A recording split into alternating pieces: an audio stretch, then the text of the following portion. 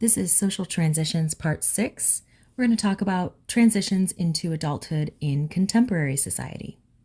So, we've already talked about two specific societal trends that are really starting to reshape the nature of the transition from adolescence into adulthood. The first one is that length of transitional period. So, we talked about this so much already and how it's increasing, right? Because of earlier average puberty, later average marriage, staying at home longer, all of those things. The second has to do with an increasing demand in more formal education in order to be successful in the labor force.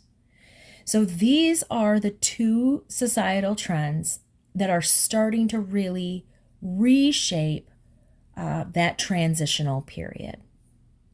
And because of that second trend of needing more formal education, what we start seeing is a widening in the gap between those who are able to do those things and those who are not. So the book refers to them as the haves and have-nots.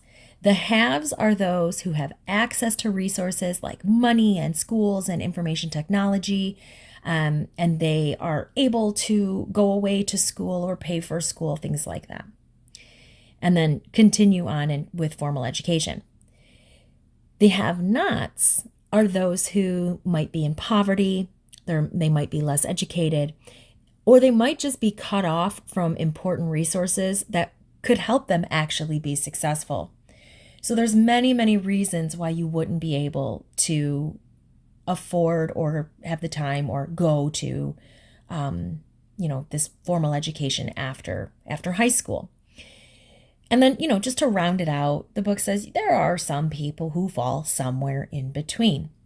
So this gap between the haves and have-nots, unfortunately it's growing. And it's going to continue to grow as we see technology change, the need for skills change. You need to have a specialized skill in order to get this really great job, to make this really great money. We have specialized formal education. Things like a doctor, going to medical school, or a physical therapist, going through a physical therapy program. All of that requires specialized skill. And only the people that can do those things are going to be the ones that are able to do those things and afford to do those things and then get the degree and then get the job. And it's just widening the gap.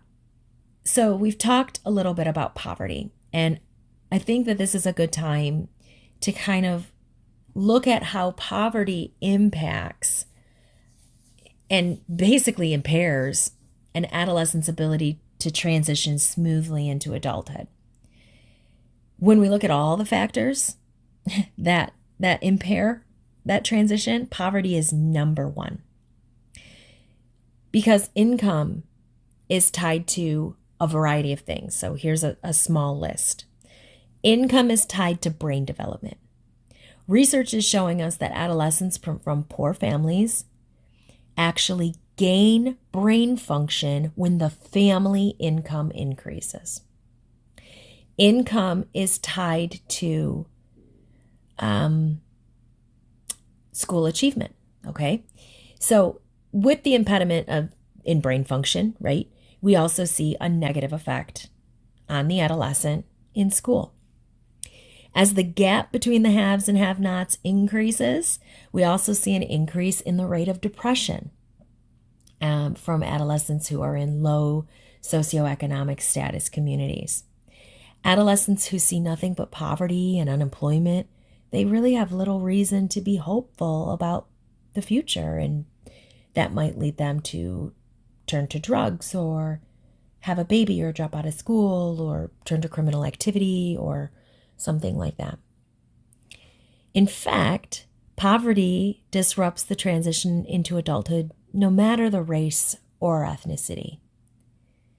Lastly, regardless of socioeconomic status, if an adolescent perceives themselves as being poorer than their peers, even if they might not be, but if they perceive themselves to be that way, well, this is a phenomenon called subjective social status. It can be very detrimental to that adulthood transition. So what can we do? A lot of experts take more of like a comprehensive approach to the problem. They address education, employment, interpersonal relationships, health, but they approach it very, very globally. And this was something that I was really feeling was a little disconnected when I read the text in this part. They made suggestions that are either going to take a really long time or are going to take resources, and that means a lot of money. So here's some suggestions that came from the book. Re-examine school structures, right? If we can restructure secondary education, especially in low-income neighborhoods, we can aid in the transition into adulthood to make it much more smoothly for those adolescents. That's going to take a really long time and a lot of work. The second one is improve the quality of the community who live there. Again, a lot of time, a lot of work, right? Expand things like work and volunteering opportunities, both military and non-military, for young people, especially those adolescents who are not college bound. If we can give them something else to kind of occupy their time. A lot of resources to do things like this. A lot of time, a lot of money, a lot of resources. And then the fourth thing, others have pointed out that adolescents cannot come of age successfully without the help of an adult, like an adult role model. And those who lack a positive adult role model, they're going to more likely have psychological and behavioral problems. So mentoring programs was talked about a lot in the text. And while mentoring programs do benefit adolescents, it is very important to remember that other influences in their lives are also important, and that mentoring alone is not sufficient enough to meet the needs of all at-risk youth. So programs like Big Brothers Big Sisters, excellent program, right? But again, takes time, takes volunteers, takes a lot of resources, and not every kid connects, right? So this list, while I do think that there are really great suggestions on this list, it is this instructor's opinion that some of these things are going to be very, very difficult to attain. And that concludes this video.